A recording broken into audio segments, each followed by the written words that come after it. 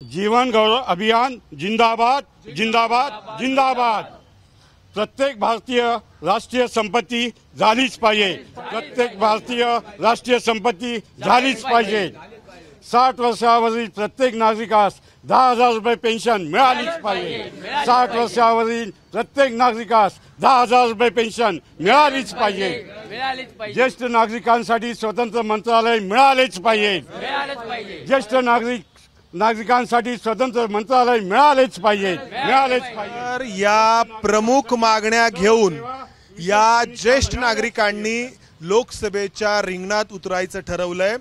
पुणे, हातकणंगले आणि लातूर या 3 लोकसभा मतदारसंघांमध्ये हे ज्येष्ठ नागरिक त्यांचे उमेदवार उभे करणार आहेत आणि इतर ठिकाणी आम्ही पाठिंबा कोणाला द्यायचा हे ठरवू असं हे ज्येष्ठ नागरिक म्हणतायत। भारताची जी लोकसंख्या 140 कोटी, त्यामध्ये ज्येष्ठ नागरिकांची संख्या 16 कोटींहून अधिक आहे आणि त्यामुळं या ज्येष्ठ नागरिकांना प्रत्येकाला प्रति महिना 10,000 रुपये पेन्शन मिळाली पाहिजे असं यांचं म्हणणं आहे।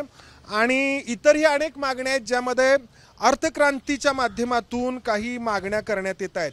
अर्थक्रांतीचे डॉक्टर अनिल बोकील, काही जणांना आठवत असतील जेव्हा नोटबंदी जाहीर झाली पंतप्रधान नरेंद्र मोदींकडून, तेव्हा अनिल बोकील या नोटबंदीचं मोठ्या प्रमाणात समर्थन करताना वेगवेगळ्या व्यासपीठांवरून आपल्याला पाहायला मिळाले होते।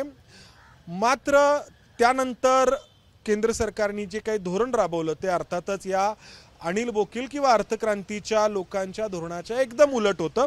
मात्र हे सगळे जे काही विषय आहेत आपण इथं आता विचारणार आहोत। तर पुण्यातून उमेदवार असणार आहेत विजय दबडगावकर देशमुख। नमस्कार सर। तर आता तुम्ही ही लोकसभेची निवडणूक लढवायची ठरवलंय आणि या तुमच्या प्रमुख मागण्या आहेत, पेन्शन मिळायला हवी, राष्ट्रीय संपत्ती जाहीर व्हायला हवी आणि इतर। तर आता जे काही मुख्य धारेमधले पक्ष आहेत ते या समस्या तुमच्या सोडवणार नाहीत असं वाटतं तुम्हाला? ज्येष्ठ नागरिकांना राष्ट्रीय संपत्तीचा दर्जा द्यावा, त्याचप्रमाणे ज्येष्ठ नागरिकांसाठी वेगळं मंत्रालय असावं, ज्येष्ठ नागरिकांना वेगवेगळ्या प्रकारच्या सोयी ज्या देण्यात येतात त्या सोयी उच्च दर्जाच्या असाव्यात आणि त्याचबरोबर ज्येष्ठ नागरिकांना संरक्षण मिळावे यासाठी अॅट्रॉसिटीसारखा कायदा असावा, अशा प्रकारच्या मागण्या घेऊन आम्ही ज्येष्ठ नागरिक राष्ट्रीय संपत्ती हा प्रस्ताव देशभरामध्ये सगळीकडे सांगितला आणि त्याचबरोबर याचं प्रेझेंटेशन राष्ट्रपती भवनामध्ये द्रौपदी मुर्मू यांच्यासमोर केलं। पुण्यामध्ये देखील एक कार्यक्रम घेऊन माजी राष्ट्रपती श्री रामनाथजी कोविंद यांच्या हस्ते या विषयाची डॉक्युमेंटरी प्रकाशित केली आणि देशभरामध्ये 16 कोटी ज्येष्ठ नागरिकांची वोट बँक तयार करण्याचा प्रयत्न केलेला। पण मुख्यधारेतल्या कुठल्याही पक्षाकडून प्रतिसाद मिळाला नाही तुमच्या मागण्यांना? आम्ही ही जी मागणी आहे ती पंतप्रधान कार्यालयामध्ये पाठवलेली आहे। त्याचबरोबर सर्व ज्येष्ठ नागरिकांच्या तर्फे वेगवेगळ्या सर्व राजकीय पक्षांच्याकडे या संदर्भातली निवेदनं देण्यात आली, परंतु कोणताही राजकीय पक्ष अजून या विषयावर आपली कोणत्याही प्रकारची भूमिका स्पष्टपणे घ्यायला तयार नाही। अच्छा, म्हणून मग तुम्ही आता निवडणूक लढवायचं ठरवलंय। आता माझा प्रश्न आहे की तुम्ही खरंच लढवणार आहात का, की हा फक्त एक दबाव तंत्राचा भाग आहे? नाही, दबाव तंत्राचा भाग हा म्हणता येईल। आमचं म्हणणं असं आहे की ज्येष्ठांच्या साऱ्या समस्या सुटल्या पाहिजेत, एवढीच आमची मागणी आहे। जर कुठला राष्ट्रीय पक्ष त्यांच्या अजेंड्यात जर दिलं तर तुम्ही निवडणूक लढवणं टाळू शकता? राजकीय पक्ष जर त्यांच्या अजेंड्यामध्ये हा विषय प्रेफरन्सनी जर घेणार असेल तर आमचे सारे ज्येष्ठ नागरिक त्यांच्या पाठीशी खंबीरपणाने उभे राहतील। अच्छा, मग आता असा कोणता पक्ष दिसत नाही तुम्हाला? कोणी नाहीये की भारतीय जनता पक्षाने काल जाहीरनामा घोषित केला आहे आणि माननीय पंतप्रधान नरेंद्र मोदी यांनी पण त्याच्यामध्ये डिक्लेरेशन दिलं आहे की आम्ही ज्येष्ठ नागरिकांना खूप मोठ्या प्रमाणामध्ये सोयी सवलती दिलेल्या आहेत, परंतु आमचे जे काही विषय आहेत हे विषय त्यांनी त्यांच्या अजेंडामध्ये घेतलेले नाही आहेत, जाहीरनाम्यात घेतलेले नाहीत। त्यामुळे आज सर्वात मोठा पक्ष हा भारतीय जनता पक्ष आहे आणि भारतीय जनता पक्ष जर नाकारत असेल ज्येष्ठांच्या सोयी सवलती आणि मानधनाचे विषय, जर पंतप्रधान कार्यालयाकडे आम्ही गेले 4 वर्षापासून 5 वर्षापासून हे मांडतायत, 10 वर्षापासून मांडतायत आणि त्यांच्याकडे सगळं प्रलंबित आहे, तरीही त्यांनी त्याचा विचार न करता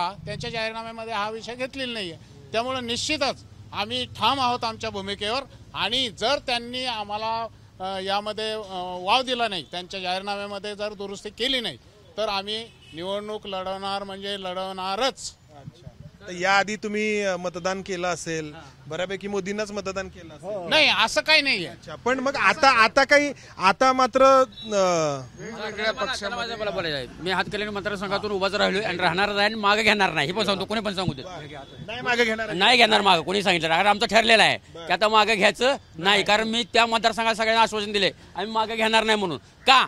कारण आम्ही हा प्रस्ताव पंतप्रधानांना जो दिला होता सगळ्यांनी दिला. हे नाही आता आमच्या साहेबांनी सांगितलं, हे आमचे अध्यक्ष आहेत, त्यांच्या हुकमावरूनच आम्ही तिथं अर्ज भरलेला आहे. आणि त्याचवेळी ठरलेलं असतं की एकदा आपण भरला तर मागं घ्यायचा नाही. का सांगतो तुम्हाला की आता प्रस्ताव त्यांच्याकडे दिलाय, आता इलेक्शन चालू आहे, नवीन इलेक्शन लागले. जर त्यांना करायचं असतं तर मागच्या हे तर त्यांना करता आलं असतं नाही. मला सांगा, आज 2016 पासून आमचा लढा चालू आहे सर.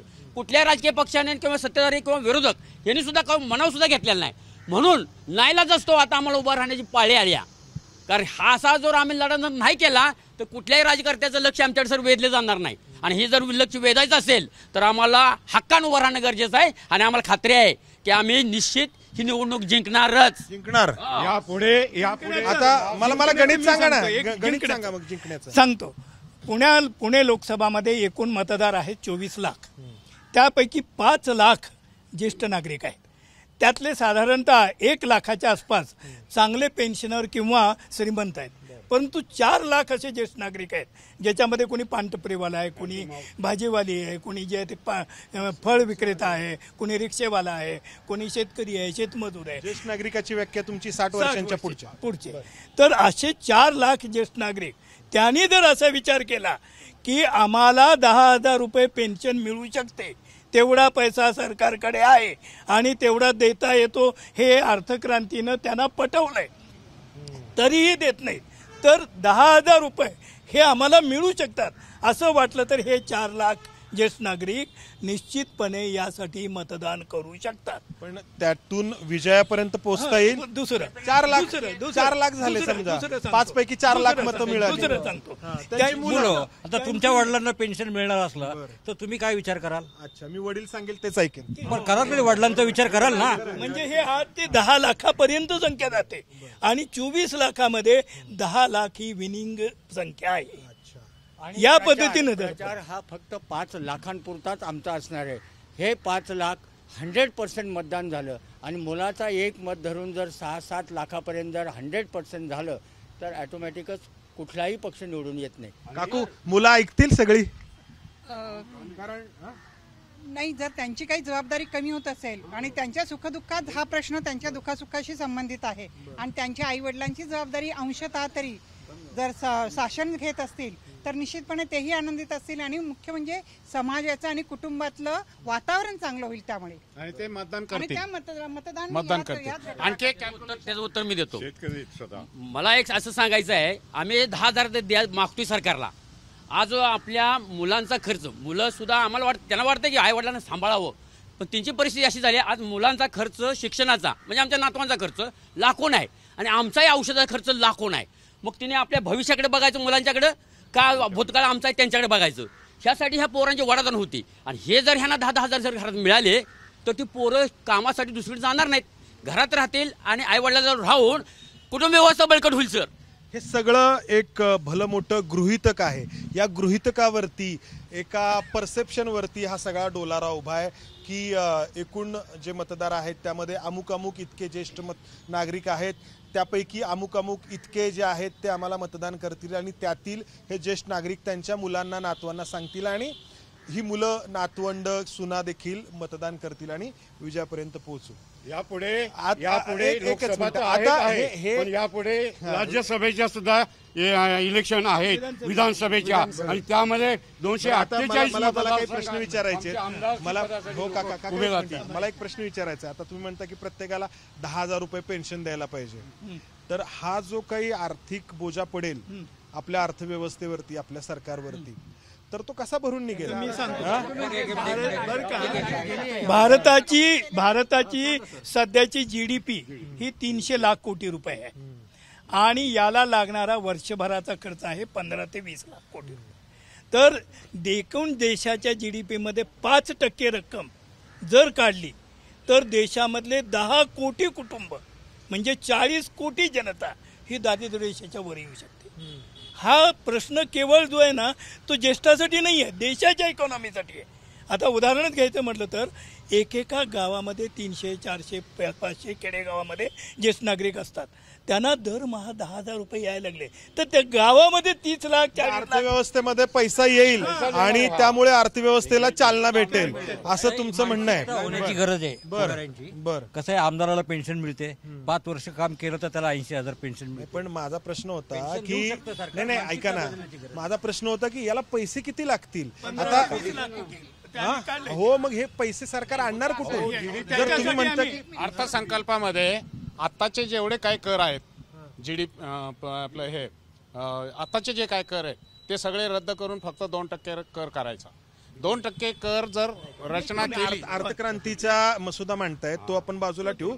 तुमचा मुद्दा की 10,000 रुपये जर प्रत्येकाला द्यायचे झाले. मी सांगतो बरं का, या संदर्भामध्ये आम्ही 2-3 त्यांना पर्याय ठेवलेले आहेत. एक तर अर्थक्रांतीचा पूर्वीचा प्रस्ताव हा पर्याय आहे, पण त्याऐवजी या विषयासाठी जर सेस लावायचा ठरवला 15 ते 20 लाख कोटी रुपये मिळवायसाठी, तर तो सेस 1,000 रुपयाच्या पाठीमागं 2 रुपयाचा आहे. 1,000 रुपयाच्या पाठीमागं 2. ठीक आहे, आलं लक्षात. आता गंमत अशी आहे बघा की मी सुरुवातीला जसं म्हटलं की जेव्हा नोटबंदी झाली तेव्हा या नोटबंदीचं समर्थन करणाऱ्यांमध्ये डॉक्टर अनिल बोकील होते. कारण अर्थक्रांतीच्या माध्यमातून ते हा विषय गेल्या अनेक वर्षांपासून मांडत होते की 100 रुपयांच्या वरच्या नोटा म्हणजे 500 रुपयांच्या किंवा 1,000 रुपयांच्या नोटा या बंद व्हायला हव्यात, कारण त्या भ्रष्टाचाराचं कारण आहे. मात्र त्यानंतर काय झालं की नोटबंदी झाली, पण पुन्हा 2,000 रुपयाची नोट आल्याचं आपण पाहिलं. आणि या नोटबंदीनंतर आत्ता आपल्या अर्थव्यवस्थेमध्ये असलेल्या नोटांचं प्रमाण नोटबंदीच्या आधीच्या प्रमाणापेक्षा कितीतरी अधिक आहे. बरोबर सर? मग हे तुमचं त्यावेळेचं गृहीतक पूर्णपणे चुकलं.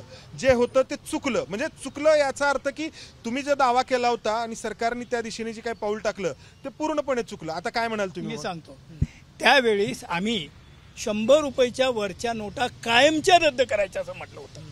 परंतु त्यावेळेस नोटबंदीमध्ये निर्णय काय झाला की नोट फक्त बदलून द्यायची परत. ती जर नोट बदलून जर परत दिली गेली नसती आणि जर तो पैसा. पण सर किती गोंधळ झाला बघितलं ना आपण. गोंधळ किती गोंधळ नाही झाला.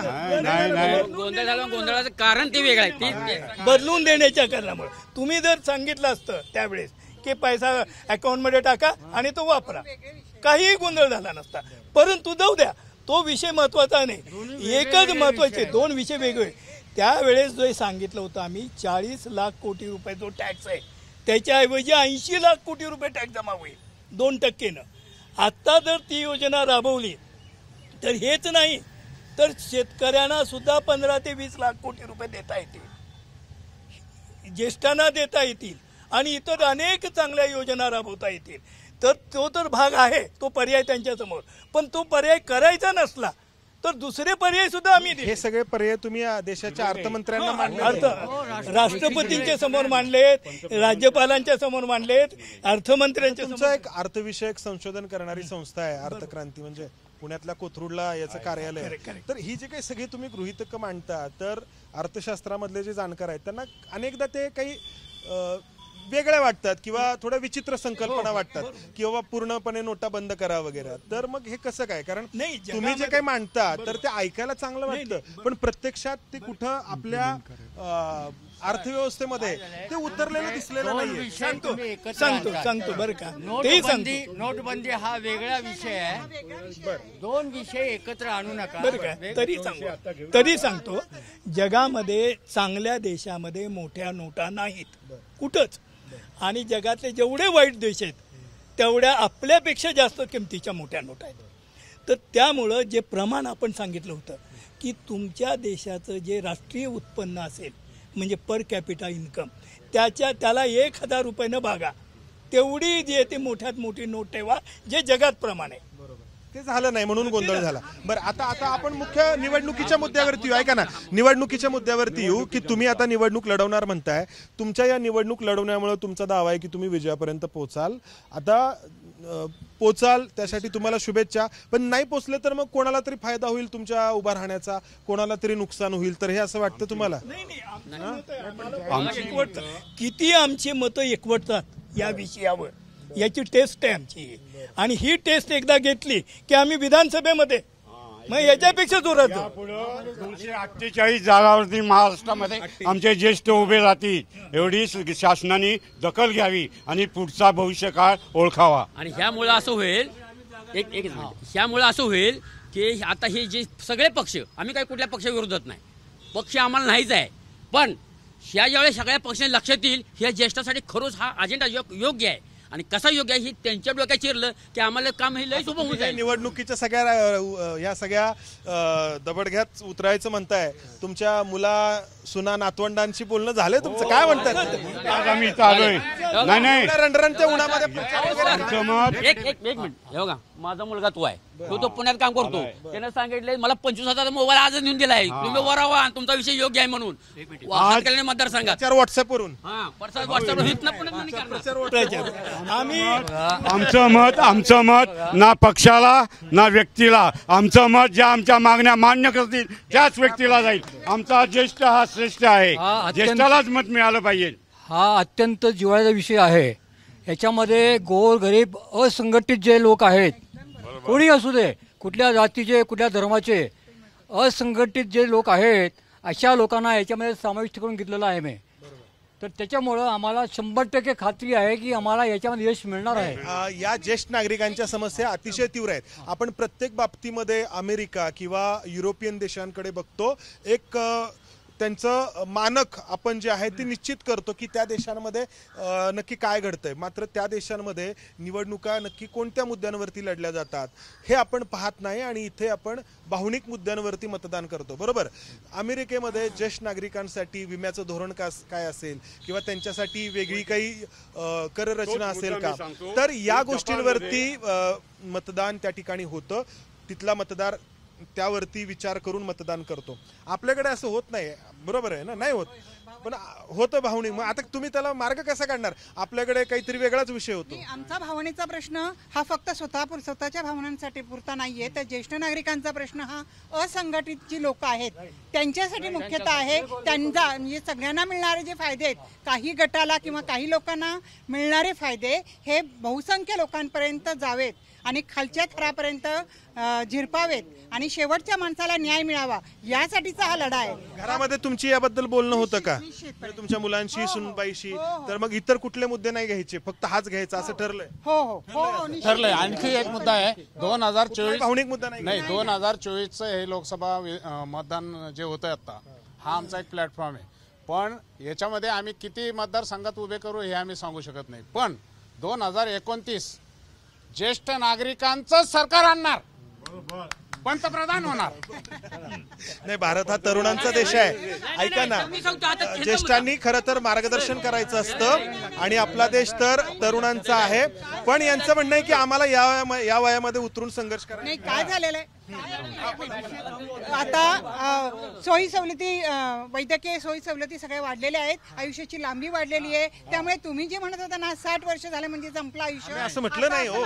तुम्ही म्हणजे एक लोकसंकल्पना अशी आहे, तर तसं आता नाहीये. उलट वाढत्या अनुभवाचा फायदा मिळणार आहे आणि त्याला जर आपण रिस्पेक्ट केला, त्याचा सन्मान केला, तर आपला देश अधिक चांगल्या सुरक्षित मार्गाकडे आणि याच्या समृद्धीकडे जाईल असा विश्वास वाटतो. तरुणाचा देश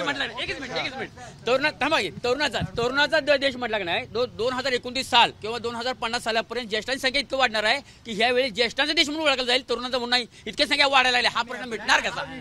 ठीक आहे, बरं ठीक आहे. ऐका, या मुद्द्यावरती वाद नको. मुद्दा हाच आहे की ज्येष्ठांचे प्रश्न अनेक आहेत आणि कुठलीही मुख्य धारेमधली पार्टी, पक्ष या प्रश्नांकडे तेवढ्या गांभीर्याने पाहत नाही. म्हणून आम्ही निवडणूक लढवू असं जाहीर करण्याची वेळ या ज्येष्ठांवरती आलेली आहे. मगाशी जसं म्हटलं की अनेक विकसित देशांकडे आपण पाहतो की त्या देशांमध्ये काय घडतंय, मात्र त्या देशांमधला मतदार कोणत्या मुद्द्यांवरती मतदान करतो हे मात्र आपण पाहत नाही. ते पाहण्याची वेळ आहे. ते जर पाहिलं गेलं तर आज ज्येष्ठांच्या ज्या समस्या आहेत त्यातून सरकारी पातळीवरती काही धोरण ठरवताना आपल्याला नक्कीच मदत होऊ शकते. कारण ज्येष्ठ म्हणून जे काही आयुष्य जगावं लागतं ते अर्थातच अनुभव किंवा जे काही वाट्याला येतं ते हे ज्येष्ठच जाणू शकतात. त्यामुळं तरुणांचा देश म्हणवणाऱ्या आपल्या देशातील धोरणकर्त्यांनी या ज्येष्ठांच्या समस्यांकडे तेवढ्याच गांभीर्याने आणि आदरपूर्वक पाहायला हवं. कॅमेरामन अमोल गवाळेसह मंदार गोंजारी, एबीपी माझा, पुणे. एबीपी माझा, उघडा डोळे बघा नीट.